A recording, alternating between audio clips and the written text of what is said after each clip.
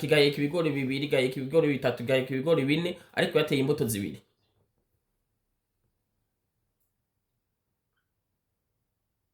Allo? Haleluya. Haleluya. Subiremo.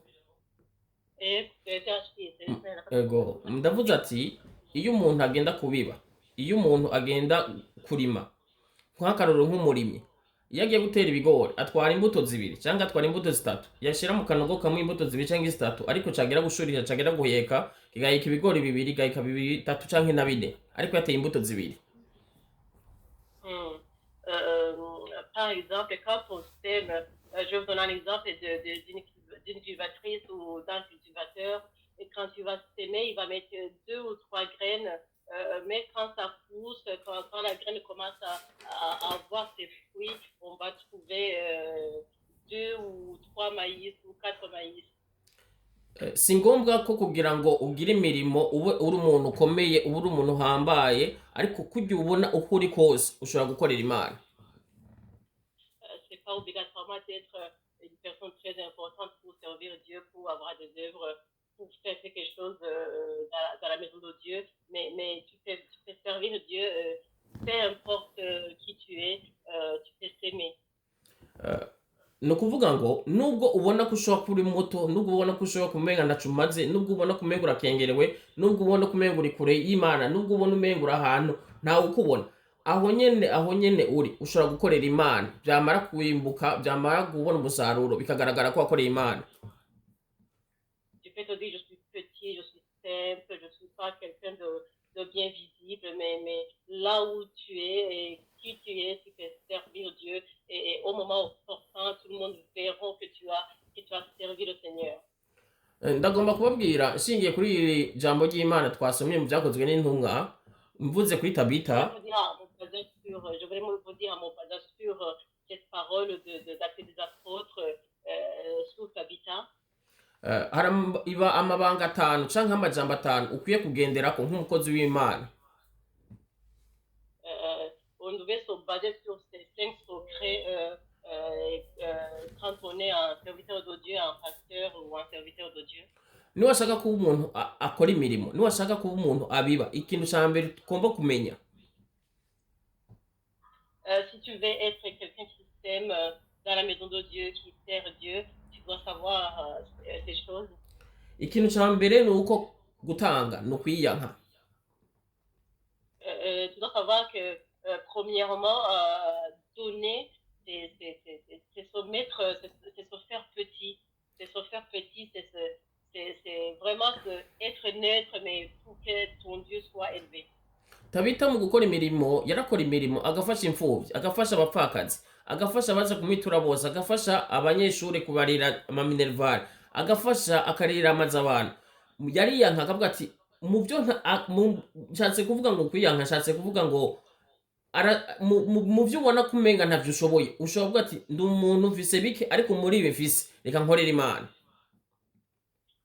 Tabita, un serviteur du Seigneur, il s'est mis vraiment de côté, il n'a pas pensé à elle, mais elle aidait les orphelins, elle aidait les veuves, elle payait les loyers des gens, et elle aidait vraiment tout le monde. Elle se mettait de côté, alors qu'elle pouvait se faire plaisir et s'acheter tout ce qu'elle voulait. Yirengagiza umuntu abiba, umuntu akorera Imana, umuntu agira imirimo, yirengagiza ivyiwe ariko akitaho ivy'abandi, akitaho umurimo w'Imana.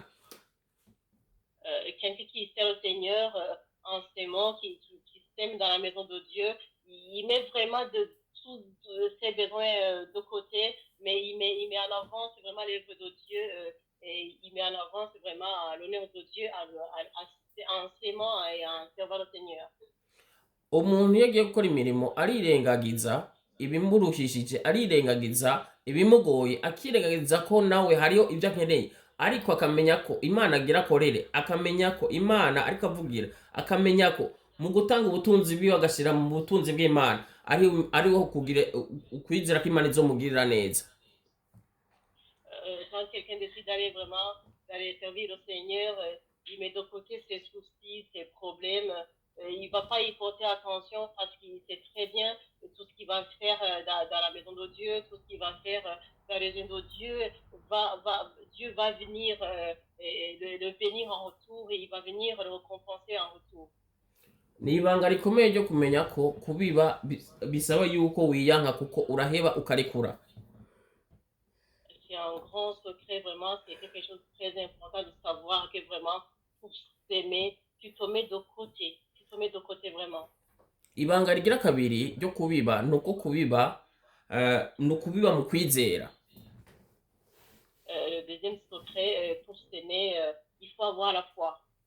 Hari aho ushobora kuvuga ati none ibi bintu uko niko ndabikora, ibi bintu nubwo ndiko ndabita ntubona ibyo ari byo, ariko wizera ko ibyo utabona uyu munsi ejo bizovyara ikintu gikomeye.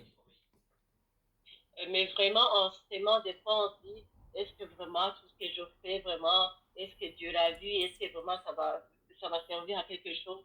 Mais quand on a la foi, on sait très bien et on le verra plus tard que Dieu a remarqué notre geste, a remarqué notre sémence. Iyo umurimyi agiye kubiba akabiba nk'ibigori nk'uko navuze ubwa mbere, nta masezerano aba afitaniye n'ubutaka yuko azotegereza kwimbura. Et quand un cultivateur va s'aimer, va cultiver, va semer ses graines, mais vraiment, il a aucune assurance que vraiment il va récolter. Navugana n'ikirere ngo wakirerewe ngo ndabivye ngo wakirerewe ngo ndarimye ngo wakirerewe ngo izindi mbuto zanje gutegereza kugwisha imvura ngwigwe mu mbuto zanje kugira ngo nzosorome. Mais vraiment, il communique pas avec le ciel, il parle pas le ciel en lui disant, mais tu vois que je viens de t'aimer, alors il faut que tu sois agréable, il faut que vraiment tu nous envoies la pluie, il faut que tu... Non, mais pas du tout. Ariko we arabivye mu kubiba kwiyo yizeye ko hariho azobona umwimbu kandi umwimbu munini kandi umwimbu ufaditse. Mais plutôt en ce moment, il a la foi. C'est vraiment par la foi, c'est grâce à la foi qu'il s'aime parce qu'il vraiment il espère bien qu'il va avoir la récolte. Kuri iyi sera abantu batinya gukora ineza canke banka gukora ineza akiyumvira ati mbega ineza ninayikora inzovyarira iki. Sur cette terre, il y a des gens vraiment je sais pas, qui n'aiment pas faire le bien ou qui ont peur de faire le bien en se demandant mais qu'est-ce que ça me servira, qu'est-ce que je vais gagner en faisant ce monde. Ushobora guhura n'umuntu akavuga ati dore uyu muntu ninamufasha ntaho tuzorera ngo afashe nawe, ntaho tuzorera ngo nta migenderanire dufise, kumufasha no kutamufasha gukora ikicaye kutagikora ngo naco bizovyara, akirenganira ku imirimo akayirengana, ariko ntamenye ko kuyirengana ariho wafunze ibanga ryiwe ibanga ryo kwimbura. On peut se dire vraiment, est-ce que si j'ai cette personne, par exemple, si tu rencontres une personne qui a un problème ou qui a besoin d'aide, ou mal, mais aider cette personne, je ne la connais même pas, on ne va jamais se croiser, et tu passes à côté vraiment de ce secret alors que tu pouvais servir le Seigneur, alors que tu pouvais s'aimer et être béni après. Iyo bivye wizera ko n'abazogukomokako bazojya ku mbuto z'ivyo wabivye. Quand tu sèmes par la foi, c'est-à-dire que tu as la foi vraiment que même tes enfants, même ta descendance mangeront sur cette bénédiction. Bibiri ari jambo bakunze kuvuga ngo kora ineza wirenganire. Tabita yarakora ineza agakora ineza